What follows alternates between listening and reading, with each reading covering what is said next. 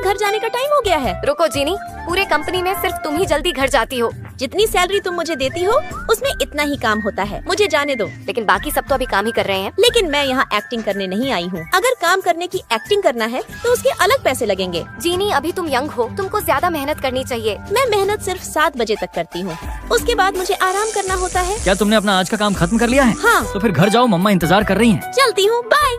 आजकल के एम्प्लॉइज को टीम लीडर की इज्जत करना ही नहीं आता है। अब इसे कौन बताए कि टीम लीडर ही इज्जत के लायक नहीं है। ये देखो उसकी फाइल।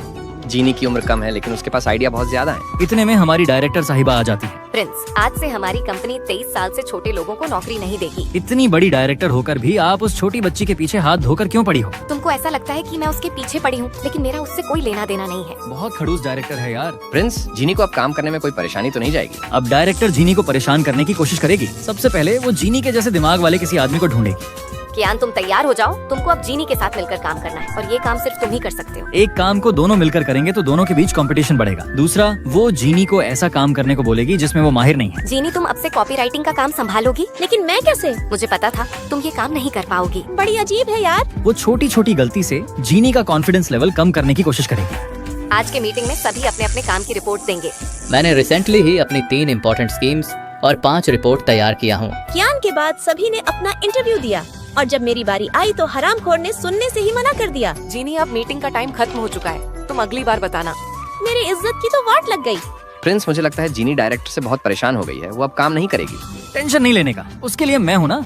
फिर मेरा प्रिंस बॉस मेरे पास आता है। जीनी, क्या तुमने अपना प्रोजेक्ट कंप्लीट कर लिया? नहीं प्रिंस बॉस, मैं अभी कॉपी राइटिंग की प्रैक्टिस में बिजी हूँ। प्रिंस बॉस, जीनी की प्रैक्टिस बंद करवाइए। इसके हिस्से का काम भी मुझे ही करना पड़ रहा है, कहीं मैं पागल न हो जाऊँ। प्रिंस, तुम मेरे साथ कियारा के केबिन में आओ। कियारा, तुमने अभी तक मुकेश अंबानी के साथ डील फिक्स क्यों नहीं किया?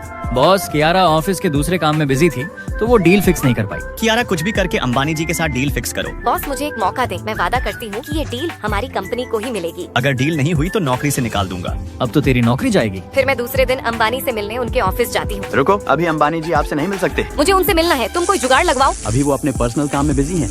आप 31 फरवरी के दिन आइए। अबे कियान, 31 फरवरी तो आती ही नहीं है। हमको पागल बना दिया। मैडम, डील तो हुई ही नहीं, हम बॉस को क्या मुंह दिखाएंगे? अब हम दोनों को बेरोजगार होने से कोई नहीं बचा सकता। मैडम, अंदर बॉस आपका इंतजार कर रहे हैं और आपको बुलाने के लिए बोला है। कियान, तुम घर जाओ, मैं बॉस से गाली खाकर आती हूँ। प्रिंस, अगर ये प्रोजेक्ट सक्सेसफुल रहा तो मैं जीनी से तुम्हारी शादी करवा दूंगा।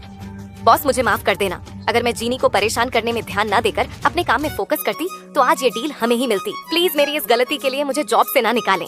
डोंट वरी कियारा, अब तुम टेंशन फ्री हो जाओ। हाँ कियारा, क्योंकि मुकेश अंबानी की डील हमारी कंपनी को मिल चुकी है, वरना मैं तुमको जॉब से निकालकर कंपनी के बाहर तुम्हारा मोमोज का ठेला लगवा देता। थैंक यू प्रिंस, तुम्हारी वजह से मेरी जॉब बच गई। कियारा, तुम मुझे थैंक यू नहीं बोलो, इसकी हकदार कोई और है। उतने में जीनी आ जाती। प्रिंस बॉस, मैंने अंबानी जी से डील फिक्स करवा दी हूँ। मेरे रहते किसी की नौकरी नहीं जा सकती। जीनी, तुमको अंबानी जी मिल कैसे गए? आज मैं मॉल गई थी तभी। प्रिंस, अंबानी जी मेरे सामने ही है। हेलो मिस्टर अंबानी, आप खिलौने क्यों निकाल रहे हो? जीनी, मुझे अपनी बेटी के लिए खिलौने लेना है, लेकिन मुझे समझ नहीं आ रहा है कि कौन सा खिलौना लूं। बस इतनी सी बात, मैं आपको खिलौना निकाल कर दूंगी। जीनी, वो वाला ठीक रहेगा? और खिलौना निकालने के बाद मैंने उनसे डील की बात करी और वो तुरंत मान गए। देखा कियारा, जीनी का दिमाग बिजनेस वूमन की तरह चलता है और उसका बिजनेसमैन प्रिंस उसके साथ होता है। अगर आपको वीडियो अच्छी लगी हो तो वीडियो को लाइक और चैनल सब्सक्राइब करके कमेंट में लाल दिल भेजो।